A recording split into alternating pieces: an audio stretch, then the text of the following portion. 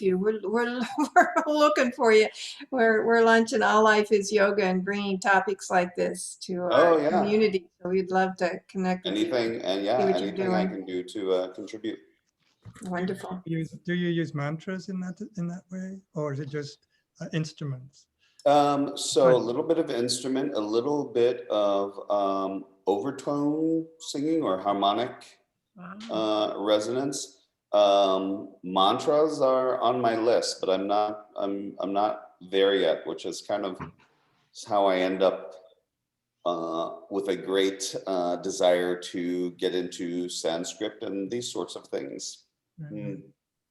Wonderful. Well, you're at the right place. Yes. Great, interesting. Okay, send our regards to Aurelio. He will be happy to reconnect with us. He did a very good presentation for our new perspectives on his work, and we hope we will do more with him. Back in November. Right. Yep, I was on that. Okay, you were there, right. Great. Let us then start with mantra, I guess.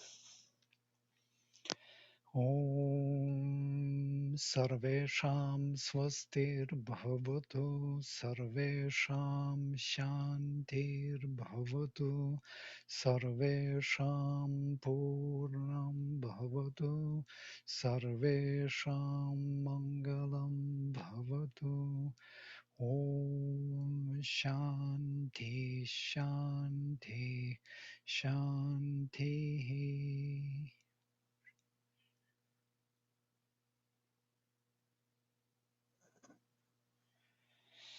All right, so we finished the phonetics. We had 2 presentations on phonetics, and what we have to go ahead with morphology today.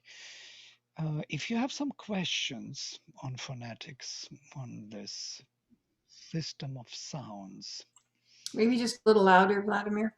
Right. If you have any questions about the system of sounds, you please go ahead before we leave it behind, totally, because we will move into something which is more of a grammar, morphology and syntax, how the words are built. So Vladimir, could you just go through the sound one more time with me? Because I've been trying to practice, but I think it was hard for me to do the na sound. Okay, we have somebody who is seriously learning. That's interesting. Good. I thought we are just having fun a bit and nothing more than that. But if you are to learn, that's great. So let's go through once and revive these articulations. So we have 5 levels. First of all, 5 levels. If you see my picture is good, this is like you take the hand and put on your face on the side. And you will see that the thumb will show that you have back tongue for articulations. Then pointing finger will point straight to the hard palate. Then you have the cerebrals, heels of the teeth. Then you have teeth. Then you have lips. Here it is, 5. Mm-hmm. And on each level, we can articulate sounds in a similar manner. So we can make touched, aspirated, voiced, aspirated, nasals, semi-vowels, and fricatives on each of these levels. This is the beauty of the system, which is very different from the alphabet, as we know, from alpha, beta, and so on. So if we start with the back tongue, with the soft palate, so the back of the tongue is touching soft palate. This is the tongue, this is the tip, this is the back. And the back of the tongue will be touching soft palate. K, kh, g, gh, nga. Ha is like this, without touch, and ha, touch, fricative touch. Yeah? So k, kh, g, gh, nga, ha. And then cha-cha-ja-ja-nya in the middle tongue touches the palate, the hard palate. Not really touches, but close to it. Cha-cha-ja-ja-nya-ya-sha. Then the tip of the tongue, tathadadhana rasha, hits the hills over the teeth. Then the tip of the tongue touches the teeth from the other side of the teeth, of course. Tathadadhana lasa, and finally lips. Paphababhamavafa, in the same manner. So 5 sthana, 5 levels. Okay, let's run through once with you. Yeah? Kakhagaghanga, Kakagagana, chachajajhanya, chachachajanya, tathadadhana, tatadadarna, tathadadhana, tatatatana, paphababhama, papababama, and then yaralava, yalarava, opposite yaralava, yara, yara, lava, yara lava, shasha, shasha, saha. saha. Excellent, very nice. Thank you. Sounds great. So this is the alphabet. Anybody wants to have that kind of exposure? No judgment. Sure. No. Yes, please. I want to try. Okay. Then there are 2 people. Siegfried first. Kakagaghanga. Kakagagana Nga. na Very good. Chachajajhanya. chacha jajanya Good. Tathadadhana. tatatatana Tathadadhana. tatadadana Paphababhama. papapabama Yaralava. yaralava Shasha. shasha Saha. saha Excellent. Farid. Kakagaghanga. Kakagagana, Chachajajhanya. chachajajanya, Tathadadhana. tathadadanya, Tongue is like this, hitting over the heels, over the teeth. Tathadadhana. It's a little like that. You know, like tathadadanya, tathadadhana. tathadadanya, Tathadadhana, normal dentals. tathadadanya, Na. na, Paphababhama. paphababama, Yaralava. yaralava, Shasha. Sa. Ha. shar, sa, Yeah. Shasha. shasha, Saha. saha.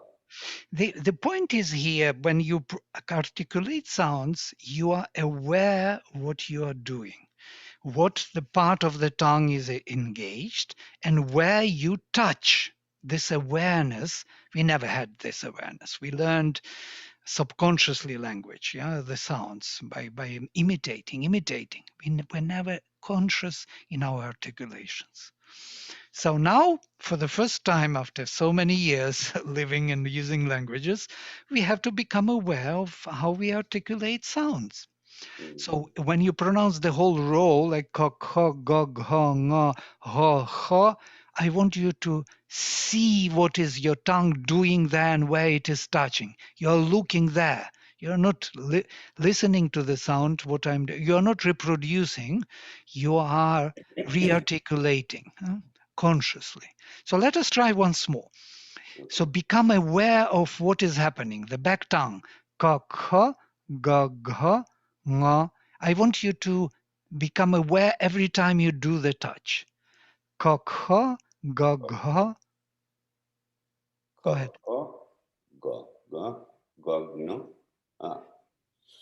Okay, Yeah. let us. Let you just follow me. Yeah. Ka, kha. Ka. Yeah, I need consciousness to be there. Ga, gha. Gha. Nga. Nga. No. Nga. No. Yeah. Cha, cha. Cha. Ja, ja. Ja. Nya. Nya. Excellent. Tongue curls. Ta, ta. tarta, Great.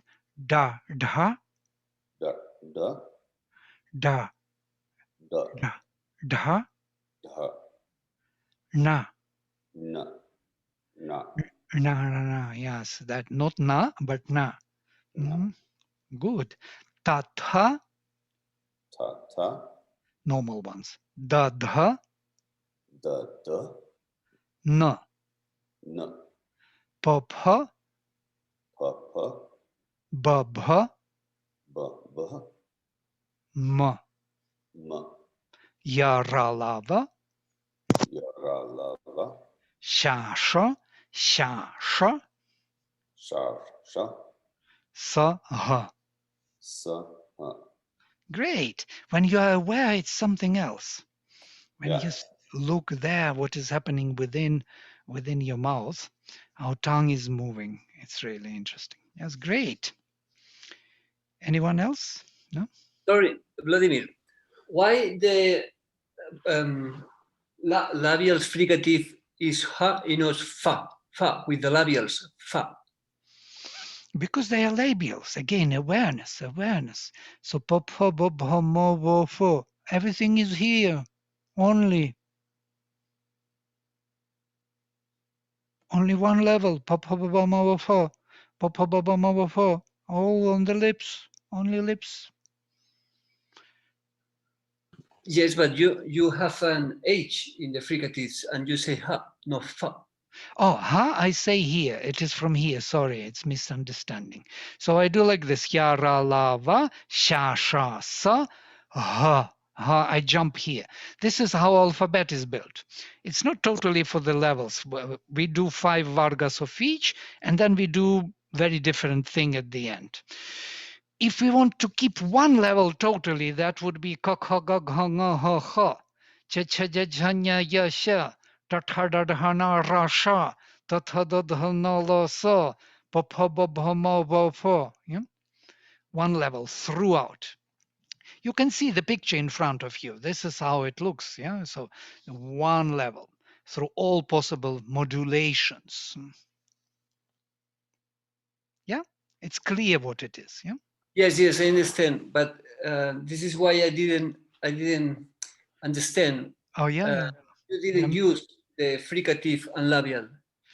Right. We don't use this fricative neither fu nor hu as a letter, because they are met only at the end of the word. They are never met at the beginning or in the middle of the word. Yeah?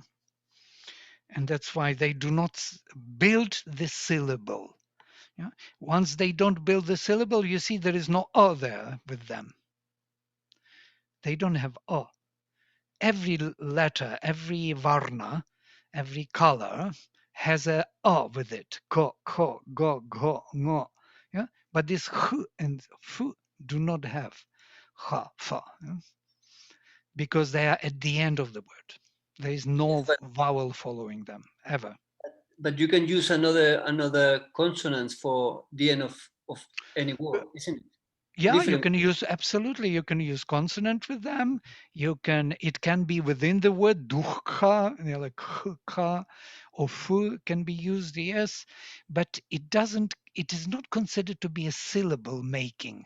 It's not the creator of the syllable. That's why it's not considered to be a letter. In the alphabet, they will be called, and there are 2 more added, and ah. And it's quite interesting that is added at the beginning, yes, So is added to make a syllable for visarga, to sound. So it will be and here will yeah? And there is also this particular anusvara, which is just but in a particular position. These are kind of small nitty-gritties. They do not change the system. System is here in front. 5 levels and all these modalities. And notice they are all covered. They are all used in a very clear manner. Once we are aware of it, we are aware how we articulate sounds, really. Great. And why Sanskrit existed for so long, for thousands of years, without a change? For many millennia, yes, for more than 6,000 for sure. It is because of this clear awareness in articulation, yeah, which no other language has. All the natural languages, they don't think about how they articulate sounds. They're just flowing with whatever comes. Whatever the modulation change, they adopt the change and they go ahead. Yeah, you pronounce like this, I repeat, mother tongue. Mother speaks this way, the child speaks this way. That's it. There's no awareness. Yeah. Just mimicking. Here, there is a full awareness of each sound in its place, in its articulation, in its modulation, in its change. So this is not even an alphabet. Alphabet is something else. These are the system. This is the system of articulatory devices, something like matrix. Yeah? If I will ask you articulate back tongue voiced, then you go ga, because back tongue g, there I touch and I give voice and it will be g. That's how it is. They do not have names as alphabet. Yes, Siegfried. Sorry, Vladimir. That's mean if you talk in Sanskrit, there is no possibility to have a different accent. Oh, there are many accents, all these Prakritic accents. By the way, Brahmins are all the time quarreling in India because of accents in Sanskrit. They believe that their accent is the right pronunciation. And you hear this all the time. So many disputes how to pronounce this or that letter. Mm, mm, yeah. And there are, of course, there's too many different Prakrits. Prakrits are natural languages which came out of Sanskrit. Indo-Aryan languages, all these, Marathi, Hindi, Bengali, uh, Gujarati, Punjabi, all of them, even Telugu is 86 or 89 even percent of Sanskrit vocabulary. 89 Telugu, which is totally Dravidian language. Only Tamil is very resistant and stubborn. Tamil has only 40% of Sanskrit vocabulary, only 40, which is very low because Malayalam next to it has 86 or something, or 85. So Tamil is kind of insisting on its own system of roots, which is quite different.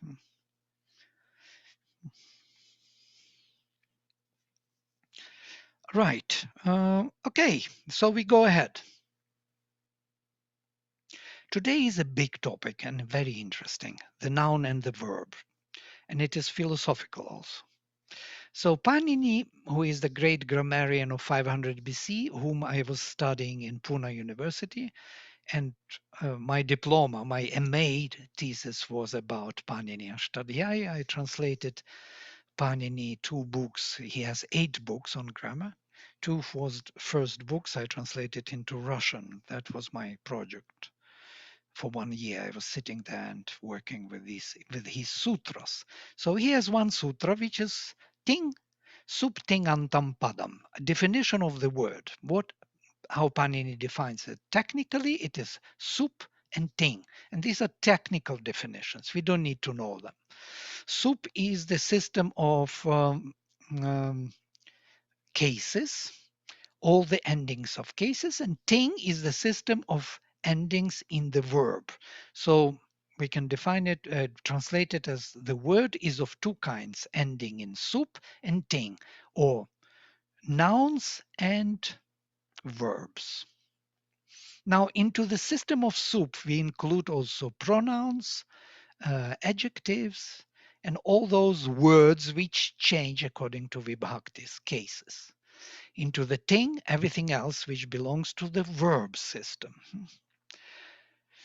Yaska, there was only one known to us, not only one, there is also Rik Pratishakya, which is more ancient, older than Yaska, 800 BC, defining the alphabet and the sounds, how they are pronounced.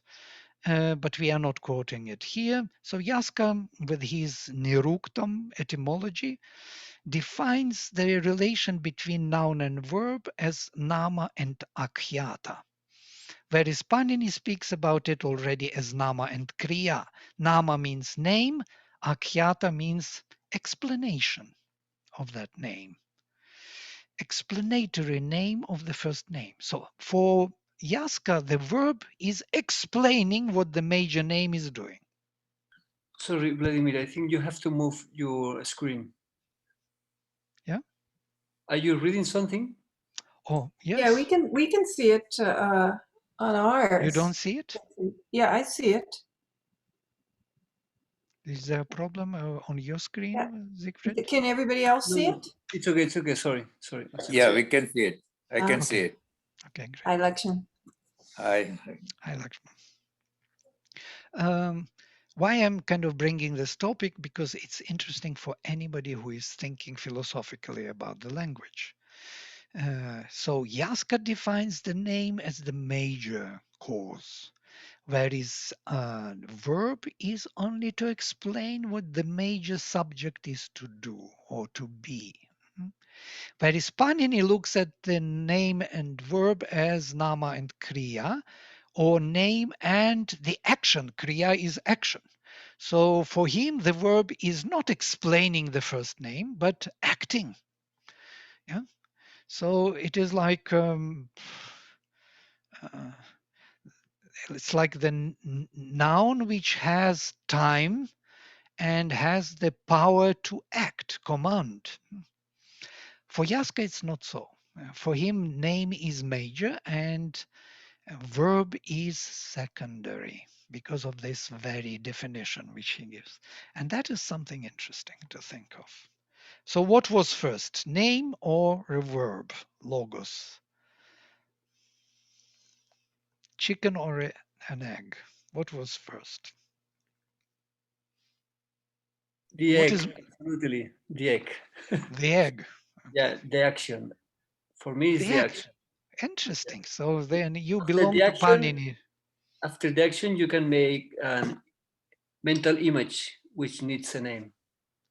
Huh, nice. That is the major explanation of linguistics today, and actually predominant explanation in linguistics from those time of Panini. But before Panini, there was another paradigm that actually the name is major and the verb is a product, explanation of this name. If we do not have the subject, would we have an action of the verb? For example, there is nobody to describe or nobody to act. So how action can come into existence then?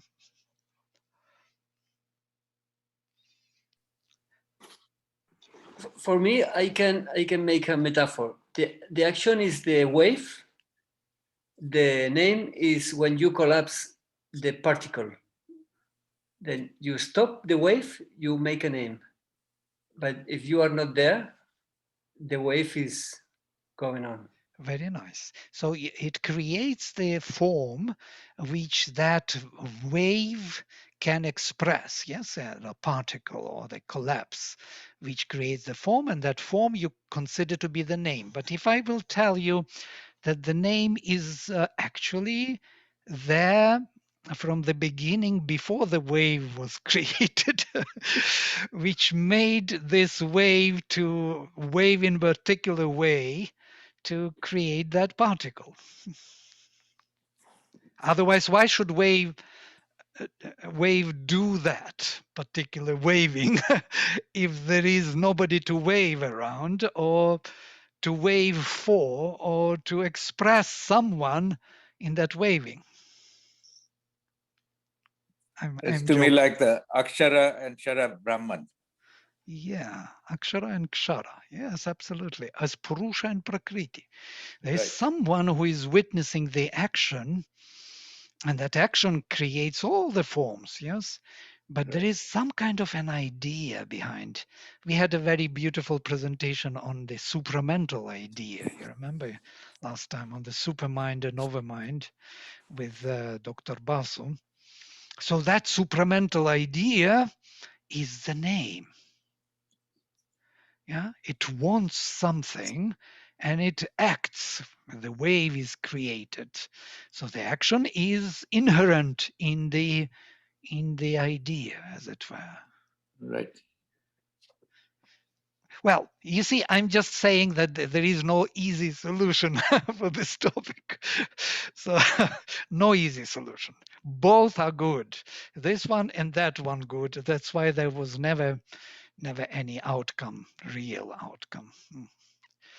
There is someone else behind both of them. Yes, the real one. And today in the Gita, we will speak about him, how Gita reconciled between Sankhya, Yoga, and Vedanta, introducing the Purushottama. And that is the one without whom we cannot really reconcile between these two. It's very similar subject, only on the in the linguistic context. Now, if we look into this idea how the grammar was created, you remember we spoke about it, that that Brihaspati was there at the beginning, the teacher of the gods, and he revealed his knowledge to Indra. And Indra was his first student. And as we know from Sri Aurobindo, nobody knows about it, only us, those who are coming from Sri Aurobindo background, that Brihaspati is the Lord of the Divine Word and Indra is the Lord of the Divine Mind. And in that way, the Lord of the Divine Mind, was learning from the Lord of the Divine Word Sanskrit first time. He was his first student, and he couldn't complete his studies because of one particular reason, that the word which was sounding from Brihaspati was always actual in its meaning. Whatever was true in that moment of time was in the sound. So he was sounding what was true. And in that sense, he couldn't learn that language because it was infinite. There was always something in that infinity and eternity to be vocalized, to be expressed in that particular vibration of consciousness. So vibration, the power and consciousness and the light of consciousness, the knowledge, were going together, power and knowledge. They were not split. So what Indra did, he understood that he will never finish his studies because he will be going on in sounding. And he stopped that infinite flow of Brihaspati's speech, cut it into pieces by his mental categories, by categories of subject and object, by causality, time and space. He fashioned the infinite speech, sound, in such a way that he could grasp it and take hold of it. This is how he possessed the word. He split the meaning and the sound and put in between them the mental structure, which we know as language or as grammar. This is a very important myth. It looks like very simplistic myth, but that's how Indra is considered to be the first grammarian. And the whole grammar is called Aindram in Indian tradition, belonging to Indra. It is Indra's creation, mental creation. Language was created by the mind. It's quite obvious to those who think about the philosophy of language, but such a beautiful, simple explanation.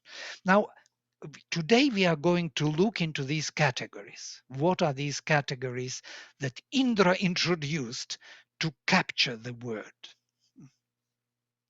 So this is the set of semantic categories.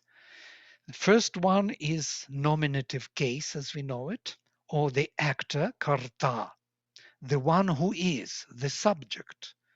The subject who will be acting, who will be presenting himself in some form or in some way, either as predicate, that means predicative action, that means he is beautiful or he is stupid, doesn't matter. This is to be beautiful, to be stupid, to be anything is a predicate which explains the major name he. Yeah? He is this. So we need him before we can say who he is. If I say to be stupid, it doesn't mean much. Yeah? It means some abstraction, but who it is, why it is there, we have no idea. So the moment I say the nominative case, such as, for example, a tree, and then I stop, you will be feeling uneasy because what do you want to say? A tree what? You want the secondary name. A tree what? A tree is drying. The tree is beautiful. A tree is wonderful, and so on. So whenever we introduce the subject, we need a kind of closure on it by the secondary name, by the verb. So these karakas are explaining these relations between words within the sentence. So first is actor, or the major name, subject, who or what. Then there is karma, the act, accusative case, whom or what. I see him, I see the tree. The tree here is an object, no more the subject. I am the subject. I am seeing the tree. The tree is a direct object of my action, karma. Then I am seeing the tree, or better, I will choose some other. I am going home. This is the easiest one, which I am using because I can introduce all of the relations. I am going home. Home is my object.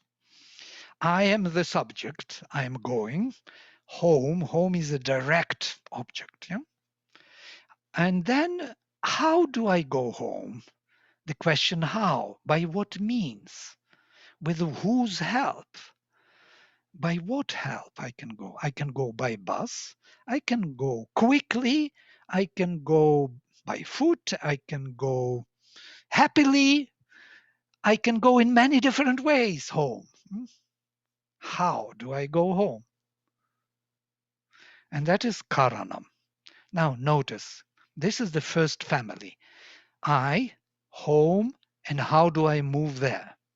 How do I relate to the object? This is the first fundamental family. 1, 2, 3. I will deal with this a little more later. It's 1 plus 2 equals 3.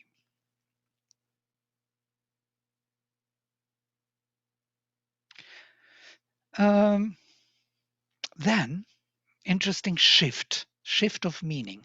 So when I go home happily, or I go home quickly, or I go home slowly, or by bus, or by car, it is how I go home. Home, I'm staying within the system. The system is not broken. It's me, home, and how we relate.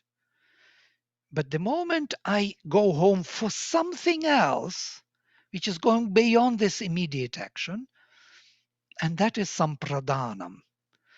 For what? What for? Or for who?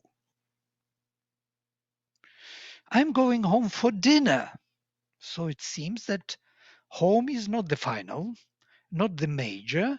It is a direct object, but dinner is something which I want to achieve by going home. So there is another kind of reason or another aim beyond it, hiding behind it, unclear anyway. But now it is clear because we introduced it into the karaka. So through the action we introduce, I'm going home by bus for dinner. This is our sentence. Now, next one is a Padhanam. It is something which is because of what I'm going home. From who or why? Why I cannot use yet. I will tell you why. Because in English, why covers both the aim and the reason. Unfortunately, English is unclear in this case, but Sanskrit is very clear. So, because of what? Because my father called me. Yeah? Or from office. I am going home by bus for dinner from office. Yeah? Or because of my father calling me or telling me that the dinner is ready. So this, notice, what for I am going is in the future, because of what I am going is in the past. These are two fundamentals which are going beyond the immediate action. I'm going home by bus for this, because of that. They are going beyond the immediate action. Is it clear until now? I would love if it would be clear, because this is everything what we have to learn from the grammar, from the Sanskrit grammar. If this is clear, Vladimir, yeah. Sorry, I have a quick question. When we read the Vedas, does the Vedas also reflect all these rules of grammar? Because I thought that is where it's more abstract, or is it only for the subsequent? It is abstract and concrete at the same time. You cannot beat this mind. You do not have another mind. You have these mental categories because Indra created, captured the word in this way. Unfortunately, you don't have any other category to think of or to think with, let us say. You don't have Right. instruments. You have this set of instruments. That's it. Oh, we do not believe it. We think that we think freely. No, here they are. These tools which define all our freedom in thinking. You can't think any other category. It's beautiful and confusing at the same time, but yeah, let's see. Well, that's good. That's at least beautiful. That's already kind of some intuition of the truth. Yeah. So the action from here to there by specific modality for something in the future because of something in the past. And then we have one more sambandha. I made it red here because it's not karaka. It's in relation. I'm going to my mother's home. So mother's home is making that relation. It's not my home, it's mother's home or my home. I'm going to my home. For dinner. So my is also defining home, does not define action. And that's why it's not karaka. And I will come to it in a minute. Don't think about it for now. But this is a relation of noun to noun. Yeah. I'm going by my car to my mother's home. Yeah? My car, my mother's home. All these definitions are sambandha because they bind one noun to another noun, how they relate. They create these relations between the subjects and objects without the verb intervention. Whose home I am going to my mother's home. And finally, adhikaranam, location, placing.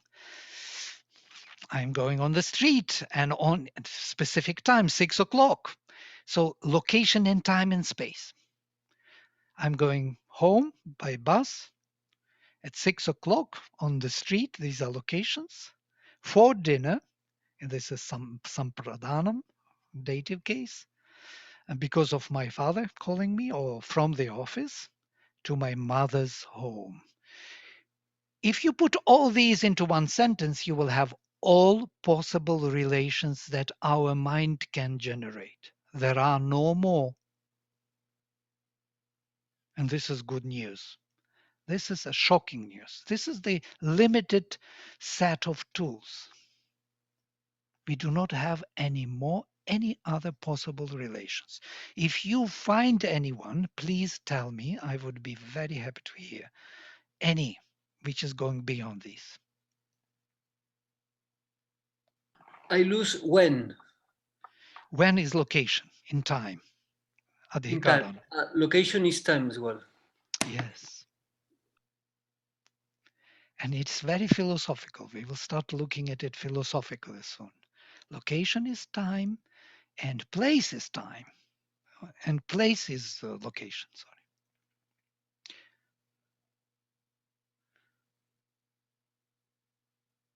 On the street, 6 o'clock.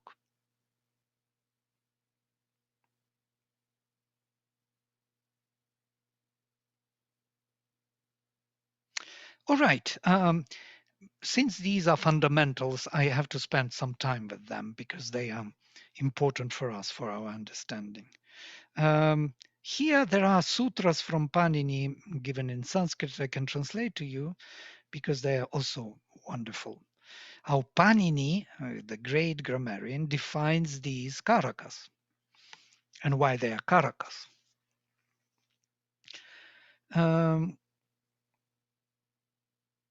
Nominative case, svatantra karta. Karta is always independent.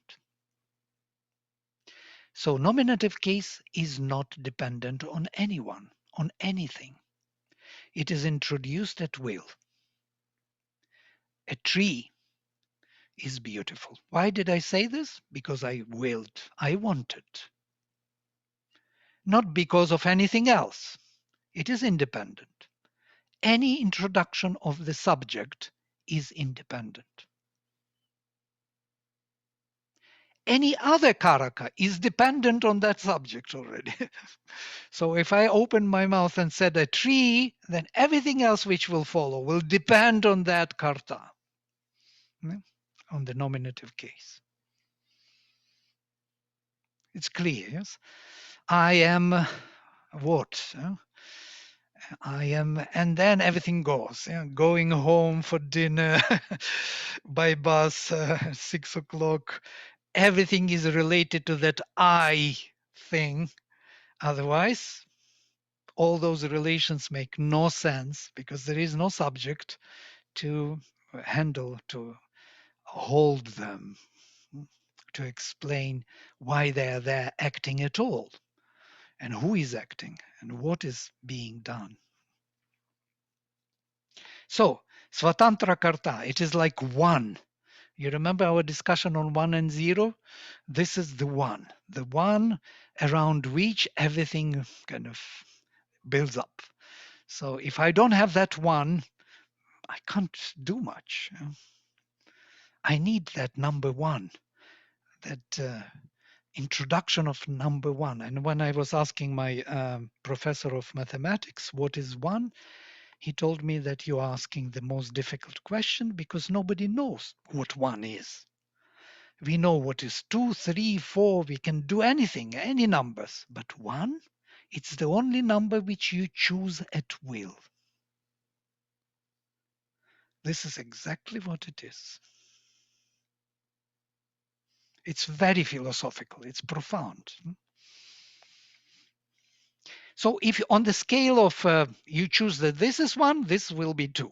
If this is 1, then that will be 2. If the whole scale is 1, where is 2? It is up to you what you choose as 1. From there you start counting. Interestingly, Pythagoras has a treatise which sounds like this: 1 is 1, 2 is 3, 3 is 6. So there is only one number in the whole row of numbers which is identical to itself. It is 1.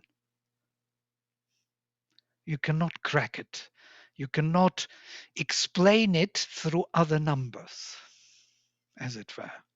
You can explain 2, it's 1 plus 1, but you already have 1, which you can't explain.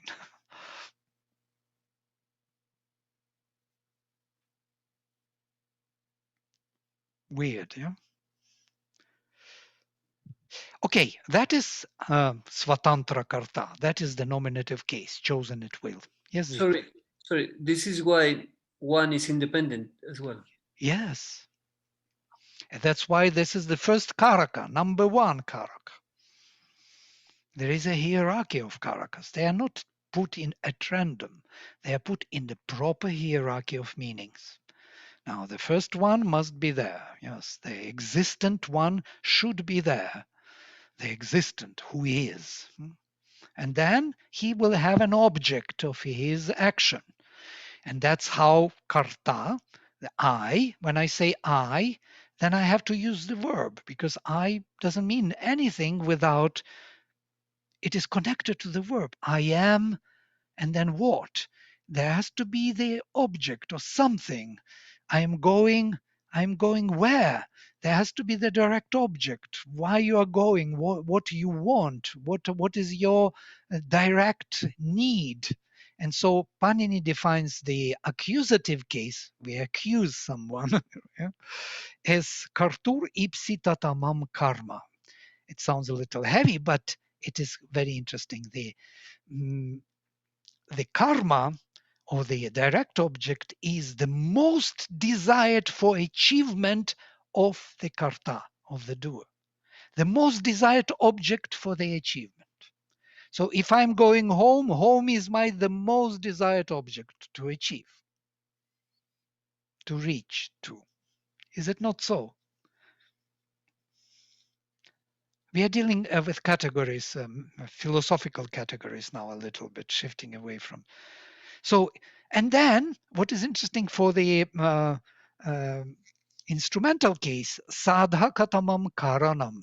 And karanam, the instrumental case, is the most conducive to achieve that object. I go by bus home, so bus would be the instrumental to my reaching home. The most suitable to bring me to my object, to my desire, to my direct object. So these are simple definitions, but they are profound. Do you want to go ahead, or we'll stop at this because it's already, the brain is boiling most probably or something. I stop at this. I don't want to give all the definitions, but they are amazing. If you want to know them more, we can have separate session on them, especially dative, ablative, really wonderful. And locative. Okay, locative is adharah, adhikaranam, location, holding, adhar, yeah, in which the vessel in which everything takes place. Now, if you look at this hierarchy, you will see something amazing. You will see that the one who is has the object, direct object of his action, of his awareness, and by certain means he reaches that object of awareness. What it reminds me of Sat, Chit Tapas, and Ananda. How it is done, it is the bliss, how one is aware of himself. This object of his awareness is he himself at the Satchitananda level. He wants to be aware of himself and act upon himself. And that act and awareness of himself is bliss. This is how he knows himself. Now, once he knows himself as bliss, some pradhanam is what for? For what he is knowing himself as blissful. For the creation, and that is the supermind. It has an objection into the future, projection, sampradhanam, total giving oneself forward. It's exactly how creation is described. Dhanam, giving, separating oneself, forward, sam, totally forward, giving oneself. And Panini describes this root, da, as action of cutting part of oneself and giving it away. So it's like he separated some part of himself or cast out of himself a part of himself. And the root is used srij. Srij is to cut or to cast out the shadow or luminous shadow. And apadhanam is opposite movement, yes, from where, what is the cause, the reason, because, and that is we can see that it is the mind is always looking for the cause, what it is all about, where it is coming from. Yeah, it wants to know the origin, and knowing the origin, it believes that it will know everything. and the mind is totally correct, because if we know the origin where it comes, we would really know everything. Then we have manas and sambandha, connection between different entities in this creation is what prana is about. The life force, which is total fluctuation of energy from one form to another, which connects all the forms in these relations of vital energy. And finally, the location is the matter. We are all located in matter. So here you see it. Satchit, Ananda, Vijnana, Manas, Prana, and Annam. The whole philosophy is built on this. And we are not sure whether philosophy comes later or it comes before these karakas or simultaneously. Sorry, why in the sutras by Panini jumps from ablative to locative? There is not genitive relating to? From in your list, in the list we saw in the screen. Yeah, tell me from what to what? I just lost it. Ablative to locative, I miss genitive. Yeah, genitive in between, yeah? Yeah, because prana world connects heaven and earth, connects mind and body in a way, because maybe of that, I'm not sure. Because this sambandha does not belong to karakas. It is not requiring the verb to exist. It connects noun with noun. Why it is there before the location is a good question. Maybe because of that, what I said just now. This is why you mark in red letters? Yes, I mark it that it does not belong to karakas. Correct. Okay, this was it. So this is the semantic thing. Now there is syntactic thing. So the forms. And the forms of these vibhaktis, these cases, are in vibhaktis, and they do not have any more names of the karakas. They have prathama vibhakti, dvitiya vibhakti, like numbered, like first vibhaktis, first division, second division, or department, or and so on up to seventh department. So 7 different divisions, 7 different cases, and 3 different numbers, singular, dual, and plural. Notice how beautiful it is. 3 times 7, 21. You have a complete vision of reality. Nothing else is required to explain this reality and to operate within it. 3 times 7, the sacred number 21, which is always mentioned in the Vedas. It is by 3 times 7 that he captivated this world, that he protects the divine by 3 times 7, constantly 3 times 7. Here they are in the grammatical tradition, 3 times 7. I was even following the Kabbalistic tradition because I grew up in Kabbalistic approach. And it was quite interesting that Kabbalistic tradition fits into these 21 so beautifully, I never expected. If you look into the meanings of these 21, one by one, you will find that they correspond to 21 arcanum of the system of Kabbalistic tradition. Yeah? One by one. Those of you who know this tradition can compare the meanings, the semantics, and try to figure out how beautifully it corresponds. Okay, here I will stop for today because it's 5 minutes till the Gita class. If you have some burning questions, please. If not, then maybe next time after contemplation on these topics.